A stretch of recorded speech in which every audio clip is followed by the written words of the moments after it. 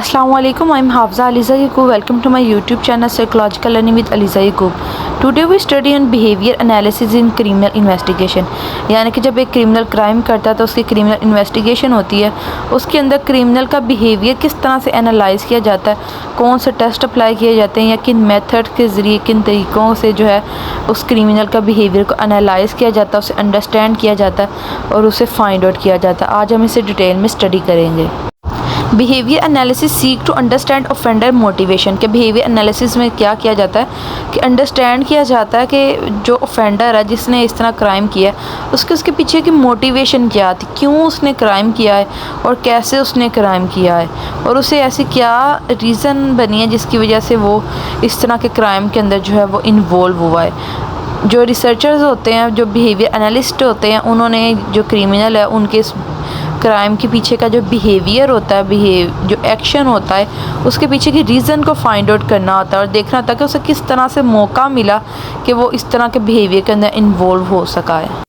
Some murder cases, law enforcement does not have enough direct evidence to arrest a suspect at the beginning of their investigation. यानी कि कुछ इस तरह के crime हो जाता है कि जिसके अंदर क्या होता है कि फौरी तौर पे स्टार्टिंग पे जो मर्डर होता है, मर्डर जो होता है जिसने कोई क्राइम किया होता है, जिसने जो मर्डर किया होता है उसको फौरी तौर पे अरेस्ट नहीं किया जाता इन्वेस्टिगेशन के स्टार्ट पे।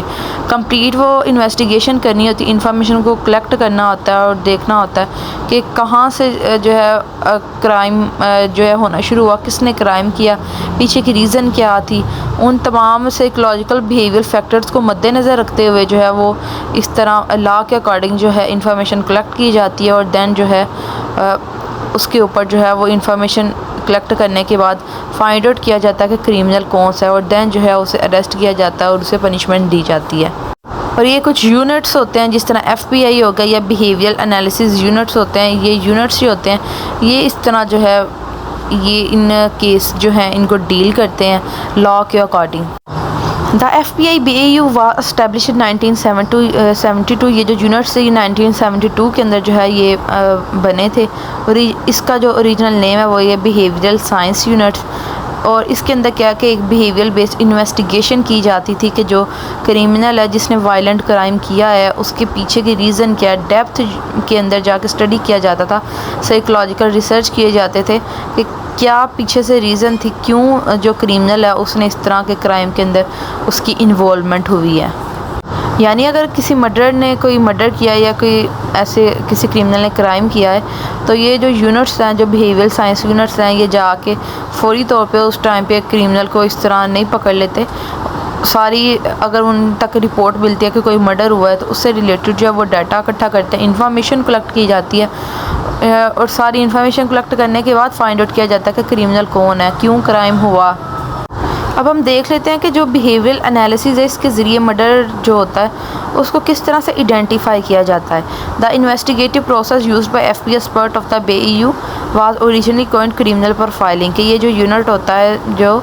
ये क्या करता है कि जो क्रिमिनल होता है उसकी क्रिमिनल प्रोफाइलिंग करता है, उसकी कंप्लीट प्रोफाइल चेक करता है कि क्या इसने पहले कोई क्राइम किया है, क्या चाइल्डहुड या इस तरह के क्राइम करने की डिफरेंट स्टेजेस हैं कि सबसे पहले जो छोटा बच्चा होता है वो इस तरह कैंडी वगैरह कोई मनी घर से इस तरह जो मदर के वॉलेट होता है उसके अंदर से पैसे निकालता है, उसके बाद जो है इस तरह वो दूसरों की चीज़ों को तबाह करता है या दूसरों के घरों से चीज़ें उठाता है। इस तरह की छोटी छोटी चोरियों के बाद जो है वो इस तरह का बड़ा क्राइम करने के ऊपर आते हैं तो उसकी कंप्लीट क्रिमिनल प्रोफाइलिंग चेक की जाती है, उससे डाटा लिया जाता है कि क्या ये स्टार्टिंग से चाइल्डहुड में भी इसके अंदर जो है ये चीज़ थी, चाइल्डहुड में भी इसने कोई ऐसा बिहेवियर शो किया या नहीं किया। But today is refer to as behaviour analysis के ये जो क्रिमिनल प्रोफाइलिंग है उसे आजकल क्या कहा जाता है, बिहेवियर एनालिसिस कि डाटा को इकट्ठा किया जाता है कि चाइल्डहुड में वो कैसा था, अडल्टहुड में, और अब जब उसने क्राइम किया तब उसकी एज क्या है, उसने क्राइम क्यों किया है, उसके पीछे की रीज़न क्या है, उसकी जो किस वजह से उसे क्राइम करना पड़ा है और क्या उसके साथ पहले से ऐसा कुछ किया गया था जिसके रिटर्न में उसने इस तरह क्राइम किया है। ये कंप्लीट जो है इसे बिहेवियर एनालिसिस कहा जाता है।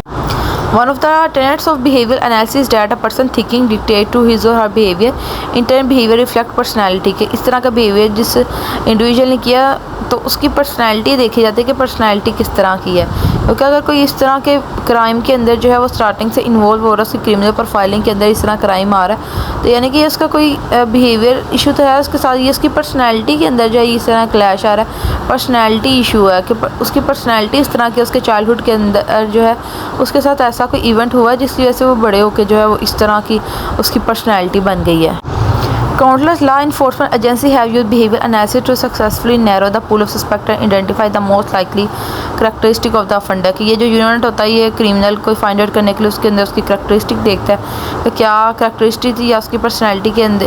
के अंदर जो है वो किस तरह की करैक्टरिस्टिक थी जिसकी वजह से वो आगे जो है फर्दर, या कि ऐसी पर्सनैलिटी होती है उन इंडिविजुअल्स की जो ज़्यादा क्राइम के अंदर इन्वॉल्व होते हैं। इसके बाद हम देख रहे थे कि जो मर्डरर होता है, जो क्राइम करता है, उसका जो बिहेवियर है वो किस तरह का होता है, वो ऑर्गेनाइज होता है या डिसऑर्गेनाइज्ड होता है। One known facts and evidence are collected about a crime, a criminal profiler can begin to determine the broad category in which the murderer falls. कि डिसऑर्गेनाइज उसका बिहेवियर होता है या ऑर्गेनाइज होता है। मोस्ट ऑफेंडर जो कुछ होते हैं वो इस तरह का उनका मिक्स तरह बिहेवियर होता है, कुछ जो होते हैं वो बहुत ज़्यादा ऑर्गेनाइज्ड होता है कि उनका लग ही नहीं रहा होता कि ये इस तरह क्राइम कर सकते हैं या क्रिमिनल है, बट कुछ जो होते हैं उनका इस तरह का डिसऑर्गेनाइज बिहेवियर होता है, उनकी पर्सनैलिटी इस तरह की डिसऑर्गेनाइज या हुलिया इस तरह का मिलता है। जैसे कि अगर कोई हम देख लेते हैं जिस तरह रोड के ऊपर डिफरेंट ऐसे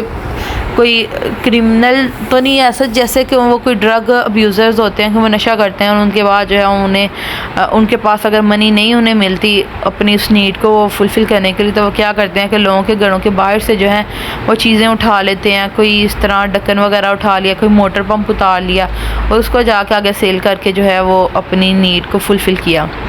तो इस तरह से देखा जाता है कि जो क्राइम हुआ है, जो जिसकी जाकर रिपोर्ट की गई है, तो उसके पीछे जो एक इंडिविजुअल है उसकी पर्सनैलिटी के अंदर किस तरह करैक्टरिस्टिक है, उसकी पर्सनैलिटी किस तरह की लग रही है, उसकी क्रिमिनल प्रोफाइलिंग किस तरह की है। Sign of an organized criminal crime scene indicate of an organized offender usually display evidence of premeditation and planning that can include bringing a weapon to the scene। organized criminal क्या होता है कि उनके पास weapon होता है, physical restraint या successful control वो करते हैं विक्टिम के ऊपर के जो विक्टिम है वो वहाँ से भाग के ना जा सके। absence of biological evidence के कोई अपना जो एविडेंस है वो पीछे से नहीं छोड़ के जाते कि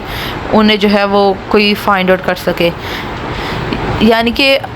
जो इस तरह से क्राइम करें कि वो पीछे से कोई भी जो निशान ना छोड़े, कोई निशानी ना छोड़े, उनको जो है ऑर्गेनाइज्ड क्रिमिनल कहा जाता है। ऑर्गेनाइज्ड क्रिमिनल जैसे कि कोई वहाँ पे उनके कोई गन वगैरह का यूज़ नहीं नज़र आ रहा था, कोई असला नज़र नहीं आ रहा था और कोई वो पीछे से कोई निशान नहीं छोड़ के जाते, कोई DNA जिसके ज़रिए जो है वो के क्रिमिनल का पता लग सके। उसके वर्सेस होता है डिसऑर्गेनाइज जिनका वेपन वगैरह जो भी यूज़ करते हैं वो भी क्राइम सीन के अंदर नज़र आ रहा होता है, ना वो विक्टिम को जो है वो अच्छे तरीके से कंट्रोल करते हैं या डिफ़िकल्टी उन्हें आ रही होती है, और उनका जो हुलिया होता है या और जो बायोलॉजिकल भी एविडेंस जो है वो भी वो पीछे छोड़ जाते हैं। There are two types of crime scene: staging and masking। Staging is present when a killer purposely poses a body in a way that is physiologically comforting, purposely demeaning towards the victim or intended to send a message to law enforcement। कि इस तरह का crime scene के अंदर के यानी अगर वो खुद अपने आप को इस तरह का दिखाना चाह रहे हो कोई, तो इसलिए वो पीछे कोई निशानी छोड़ के, यानी जिस तरह के ऐसे कोई साइकोपैथ होते हैं या किस तरह कोई क्रिमिनल हिस्ट्री चल रही होती है कि उन्होंने एक तरह के लोगों को किल करना था तो ऊपर कोई निशान लगा के जाते हैं या कुछ राइट करके जाते हैं, जिससे पता चलता है कि जो अगला भी इस तरह वो मर्डर वगैरह होता है तो उससे वो रिलेट करता है कि फ़र्स्ट की बॉडी के ऊपर भी ये निशान था, इसके ऊपर भी ये निशान है। तो इसका मीनिंग ये होता है कि जो क्रिमिनल है वो खुद उस चीज़ को छोड़ के जा रहा है। और दूसरा ये क्राइम सीन होता है जिसके अंदर जो क्रिमिनल होता है वो खुद को कवर करके जो है वो इस तरह यूज़ करता है, वो खुद को शो नहीं करवाता और पीछे से कोई भी इस तरह का कोई गवाह या कोई भी निशानात नहीं छोड़ के जाता कि किसी को पता चले कि इधर क्या क्राइम हुआ है, किस तरह से क्राइम किया गया है। इसको मास्क्ड क्राइम कहा जाता है। Crime scene masking refers to action taken to cover up the scene of a murder. कि इस तरह से वो जो वहाँ पे एविडेंस होते हैं उसको रिमूव करते हैं, वो क्लीन करके जाते हैं कि जो इन्वेस्टिगेशन है उसके अंदर बहुत ज़्यादा डिफ़िकल्टी ऐड हो जाती है और किसी को पता नहीं चल रहा होता कि यहाँ पे क्राइम क्या किया गया, किस तरह से किया गया है।